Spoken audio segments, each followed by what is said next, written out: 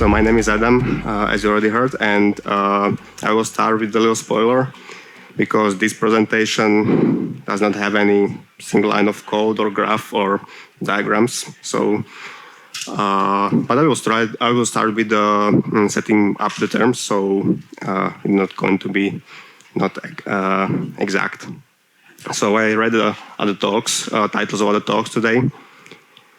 And this will be maybe a little bit more strange because I'm going to talk more about people and focus more on people and human aspect of our work. And at least I will try because in the end I'm a developer as well, so I will try. And you probably already know what a developer means since I'm on developer conference, or the conference for developers. But what does a designer actually mean? We will get to it, and also what the collaboration means. So let's do it. So designer, that's a dictionary explanation here. So when I say designer, people usually refers to people who create user interfaces in our job, and they work with Figma. But I want to talk more about than just that. When I say designer, I mean people who imagine and plan products, and developers are the ones who create them. So in our context, designer could be whoever creates user stories, sets like some specs for us, draw software architectures, so not just only visuals. And it's probably in a moment you as well, because you're also planning to how to deliver some features, for example. So maybe that could help with a little empathization with the designers through the rest of the talk. Next, I will introduce myself. So to give you a little context of my experience. So I'm working more than 10 years. Actually, my whole professional career in customer experience studio called Lightning Beetle, and you can where like not design or code matter the most, but the customers are. So you can picture it as a building full of designers planning and sketching products using tools like design thinking, user research, service blueprints, wireframing, prototyping, validation testing, and then alongside the developers who occasionally bring these things to these designs to life. Advantage of that is that we are like 80. There is like 80 of us, and half of us are women. So that's cool from diversity point of view. And what's fantastic working in the agency is that you have a lot of various opportunities to work on various and diverse type of project across various industries, and that's the dream for curious minds because it allows us to try new things and see the impact quickly. I identify myself as a designer as well and a curious one. So I'm always looking to imagine solutions and solve problems. And I also believe I'm a good designer, which means I can create some solutions, or already created some solutions in the past that are not just like only desirable for the customers, but also viable from a business perspective, and therefore like functional and sustainable. And last but not least, my primary design language is code. I have a lead developer in my title and footer in the email. So coding is my comfort zone. Speaking here today is not. But also, I'm looking forward for your questions and having a little bit more casual maybe conversation afterwards. So feel free to ask anything almost. Okay, so let's go to the core of the talk. I will start with my favorite country example I'm using when I'm introducing myself and my colleagues, developers, to newcomers to Lightning Beetle. And it's called pixel perfect, the concept of pixel perfect. In the past, it was a buzzword. People said that the website must be flawless from visual point of view. And we probably know what a pixel is, but what does the perfect actually mean? To me, achieving the perfection involves many components needing to be executed flawlessly, like the code, of course, the design, the concept, the overall idea, and the environment. All these things work in. So that's not only challenging to do this at a level of perfection, but we also usually don't have the luxury of time to create something like truly perfect. However, we strive for excellence, and all the work which was done before our work must be like foundation of perfection, and we took it as that. So, because if we want perfection, it has to be a common goal for all of us. And in the practice, we often fell short of achieving that pixel perfect ideal, right? That because you can see on the example here, right? Because through our attempts, we create numerous special cases, or we can say hacks, which can make things appear perfect. But for instance, when we introduce like German language, which is quite lengthy, it can break our layouts, our perfection. So we have to adjust that for the specific language, for example, or come up with some other hacks to handle that. And as I say, like each special case or the hack usually for us leads into like more code. And when there is more code, there is usually more bugs or room for bugs. It's probably slower usually. Most importantly, and what we usually really don't like, more comments, documentation, tests, and we want to avoid that because we want to do a product as effectively as possible and as maintainable as possible. So why this happen? Something like this. I'm going to share with you my experience from working for Zdravotné pojišťovňa Dôvera, when we work in a cross-functional team in spirit of the latest agile practices, and we do the continuous delivery because we want to enhance our solutions through the customer feedback. And we also, through the working like that, we encounter a significant challenge because we were in this team, we were missing the backend developers because they were shielded behind the barrier of the project management, which was like, because they said it's not wise to distract them, they must code, right? So what was the impact of this situation like that? We were really struggling to build and ship our ideas.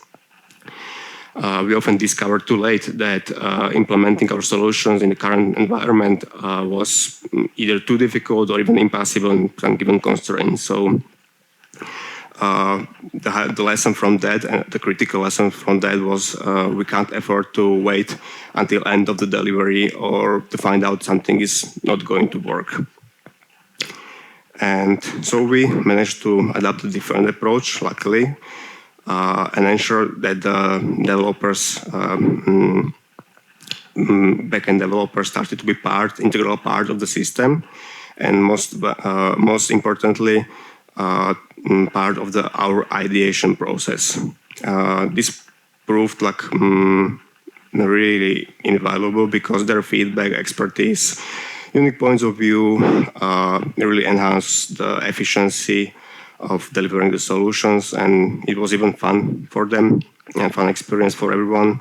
And we learned together a lot about the system we are working for and in. And as a result of this, we improved also the time to ship significantly. So if you remember my German example on the slide with the pixel-perfect, like my favorite solution to this kind of problems, which works most of the time, is collaboration. So they say 2 heads are better than 1.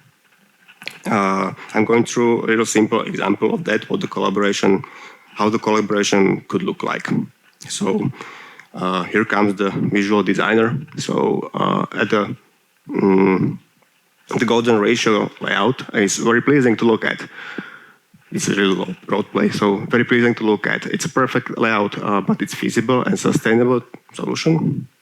Then the content designer come and he said, like, or she, we have a German localization as well. Long words will surely surely break this.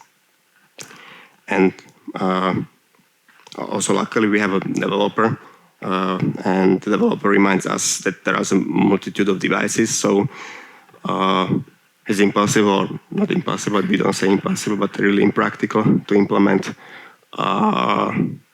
all the constraints of the golden ratio across the different screen sizes.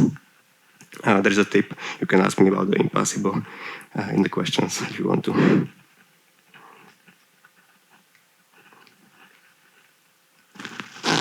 Oops. Oh, I can do this. So what does the collaboration actually mean for developers? At very basic level, it means helping to ensure that the planned solutions are feasible to create. Imagine we are thinking about like adding a new cool feature, like adding like to search like some AI suggested results. And as a developer, we need to step in and find out if you can pull it off.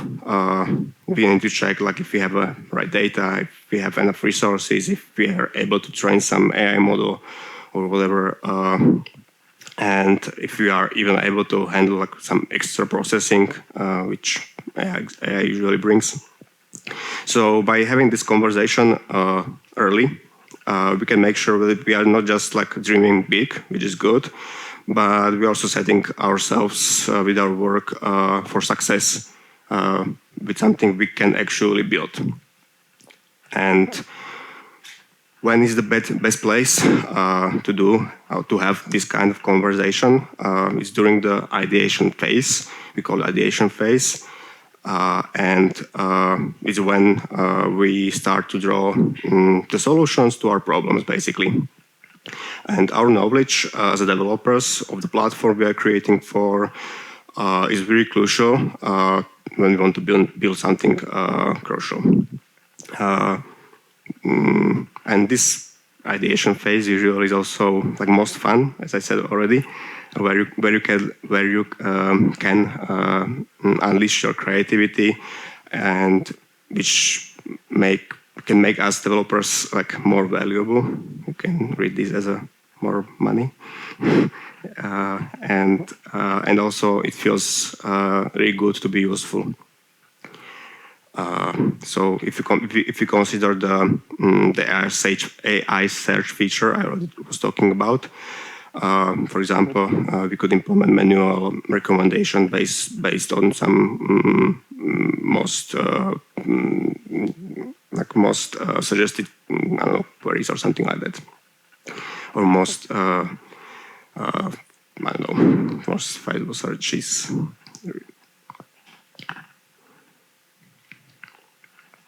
I promised I'm going to make this talk so practical, and I'm going to start with my favorite example and favorite tool, which is called systems thinking. This tool can help you to improve the smoothness of this whole process of collaboration. It's a little bit abstract, but probably I think you will get that because you're developers and you have like your logic minds are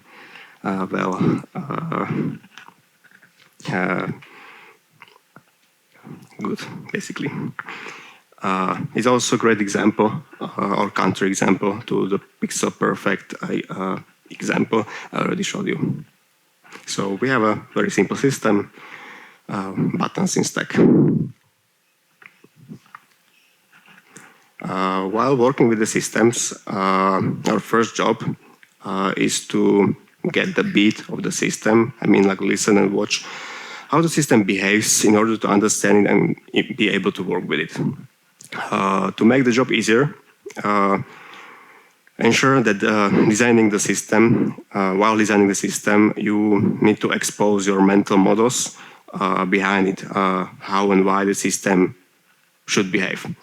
The decisions, for example, as on the example, the decision could be cached on node, like decision node here, and it could be like every button has a default margin to make margin bottom to make them easily stackable in mobile-first approach.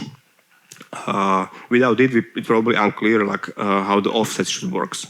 Maybe the buttons have the offset from the top. You don't know. And this kind of exposure of thinking is also easier to challenge in the future if the decision was good or not, because we know what the decision was. And also it's like shut down the door from different interpretations on how the system should work.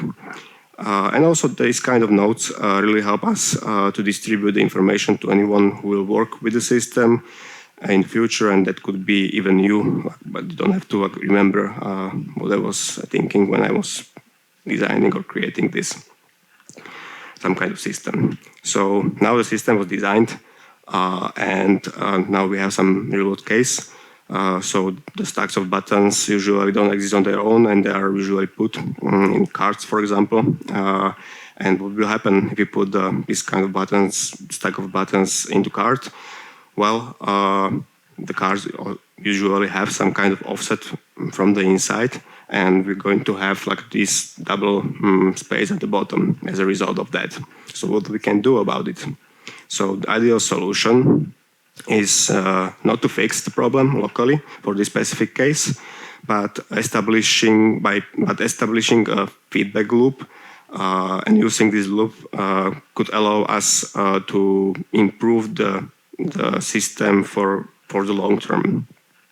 And what is important here is that establish not only means that we say like let's comment in Figma as an example, but establishing also means there will be a responsible person on the other side of the comment, which will like listen and on the feedback and action on it.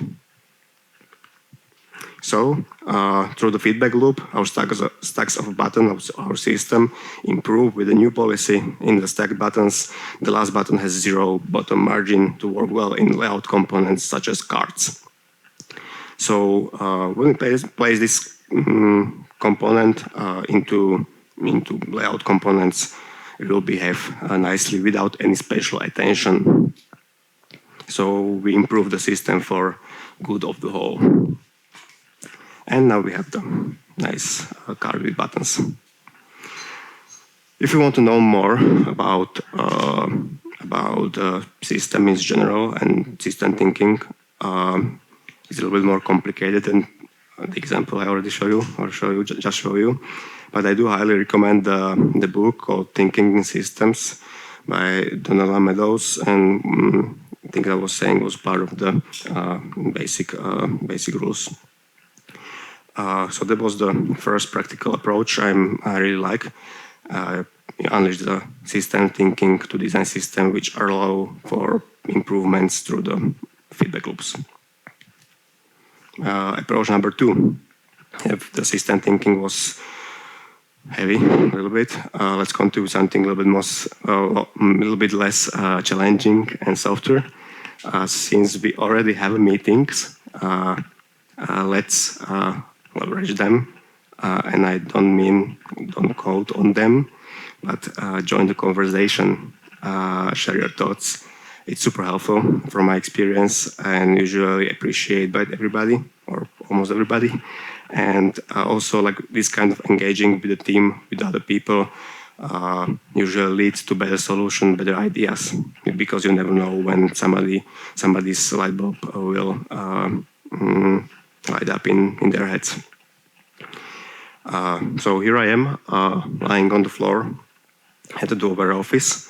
There are some special room for our team, and currently at the picture we are trying to estimate features on the roadmap, and so that's a really nice example of how like this joint effort of everybody, every roles in the team can help us with that. But these days, I know that we are usually working more in the remote style of work. So tools like FakeJam or Around or even like Hated Teams could help you facilitate this kind of collaborative sessions, which could look like similar than like standing around a whiteboard at the first picture. And another tool you can leverage to collaborate effectively, let's say. We designers love canvases, so I will show you one. It's called Impact Effort Canvas, and it's used to prioritize ideas visually by mapping them of their potential impact of each other against like their potential effort. It's not only that this kind of canvas not only offers some clear visual representation of priorities, but also fosters like meaningful collaboration and discussion between designers, developers, and other roles, ensuring that all of the perspectives are taken into account. And if you want to use something like this, it's essential to start with defining the impact. What does it mean, that impact? So, for example, in our example, maybe even for today, could be, for example, impact that we are looking for impact that will decrease the costs of the infrastructure, for example. So that is the y-axis. And there is an effort on the x-axis. Do I do it correctly? Not sure. So, for example, if you have like two competing ideas, then you can compare them. Like auto-scaling probably could be considered as high impactful activity or idea with maybe lower effort than I don't know, rewrite two microservices from the monolithic architecture. Great thing about this is that you don't need to like estimate the effort, for example, exactly, because you are just comparing two ideas. Approach number 3 that we for. So we as developers are often get caught up in our code a lot, but many challenges can be addressed actually by better planning and design. So if you're struggling, don't hesitate to talk to your designer, whoever it is, and find out what they are struggling with and why. Share your own challenges with them, and it could help you to create some relationship. And it's as simple as like just having a conversation. The tip is to ask questions like, why do you decide this approach in this way? Or please explain me, like, what was your thoughts behind this, and so on. And if you understand each other perspectives, then you can come up together with some better effective solutions. So externalizations and conversation really make the differences. And here is my small trick to improve the connection between people. So I am asking the question, how are you feeling? Instead of just how are you? Or in Slovak, ako sa cítiš? Because the feeling is more personal and it catches a little bit better the present moment instead of like long-term answers to question, how are you? Question that I'm okay or I'm doing good. It's a little bit more awkward at the beginning, but also for people like introverted as me. But I promise you, if you get used to it, then you will definitely get like more meaningful answers, which creates deeper connections. You can try it even with your partners, friends, or family. And last approach I have today is a little bit more Močkořsky approach, I call it. So there always be someone interacting with your work, right? It's important to empathize with that people and care about their experience for smoother workflows, actually.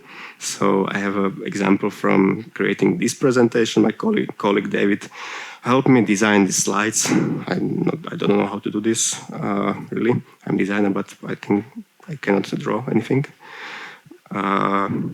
Maybe I can, like architecture software. But he asked, one of the first questions he asked me was how the room is going to look like. He knows that there are these ornaments around us or symbols or what it is. And he was caring about your experience, how you're going to see the slides, and if you're going to see them properly. So he picked this, I don't know, the contrast and colors, because this thing really play a key role in the flow of the information from me to you today.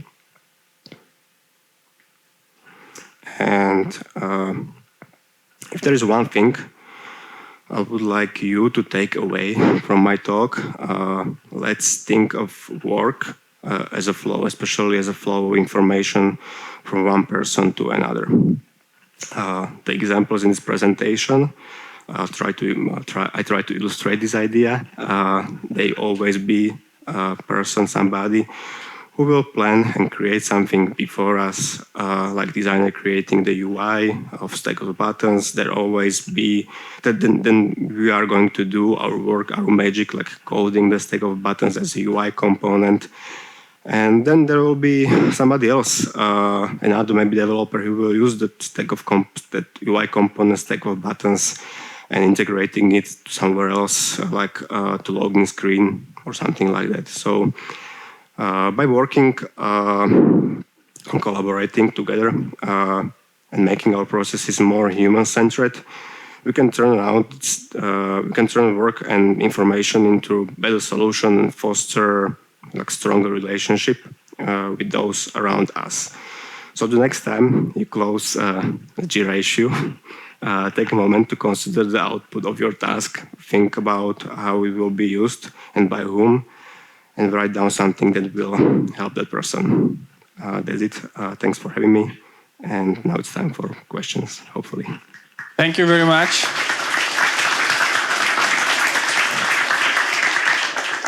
I really liked this last key takeaway. It really is a wonderful thought. Okay, so we have a few questions. Yeah, I was going to ask it anyway. So how do you feel? Ako sa cítiš? Right now, okay. I was a bit nervous also before the presentation, maybe even true, because this is really not my comfort zone. And I'm not doing a lot of speaks, and not a lot in English as well. So, but okay, I made it. Well, yes. Okay. Thank you. So tell us about Also, one other thing that you already encouraged us to ask you is the impossible. Why are you not using that word? I'm not using impossible because actually not a lot of things are impossible.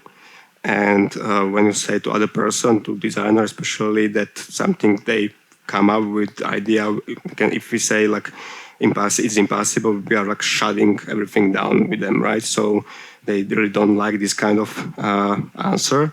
So instead of that, I am really talking about the impracticality of it and explaining why it's impractical and what maybe could be done to improve the practicality of it, right? So I'm trying to explain why it's impossible. Perfect. Okay. What other questions, such as is this feasible, should we ask during each designer-developer collab? Oh yeah. There is a lot of questions, right? But the why question is really like base, like probably every why question. There is a technique we sometimes use, which it's called 5 whys. So we need to ask 5 whys to really understand like what's hidden behind something. So there's a cool technique. Somebody said like there is an example. It's like the Titanic, like crashes with the iceberg, right? So you ask why, because they were going fast. Because why? Because they were late. Why? Because they, I don't know. It's like that, right? Maybe you get it. So the why question is basic, and then try to, and the others, like the other question which support this, try to understand like what's the reason behind it. But yes. Okay. What if we don't have the ideation phase? How do you approach the feasibility? Well, you do have an ideation phase. Somebody is coming up with the ideas, but they may be doing it on their own without anybody else. And maybe if there's a little more ego, then they can even push. And if they have the people who are coming with ideas, if they have like power and they can push through this without any checks. Feasibility, even like they could be other checks, right? There's ethical thinking, ethical. You can ask about ethicality of stuff and other angles. You can have other angles, but there definitely is ideation phase. But there is a method called design thinking from Google. It's really popular past 10 more years in design community, and the ideation is a really explicit phase in the project. So at first there is some kind of research. When we find out in the research something somebody needs, basically that's the goal, find the needs of the customers, business, all the other stakeholders. And then after that, we try to address the needs through the ideation. So this design thinking approach, it's called Double Diamond, you can Google it, could help you like make the ideation explicit and try at least have the conversation, if not some kind of workshop or something which is probably more advanced. Okay, thank you. Thank you, Adam, again. A big round of applause for Adam.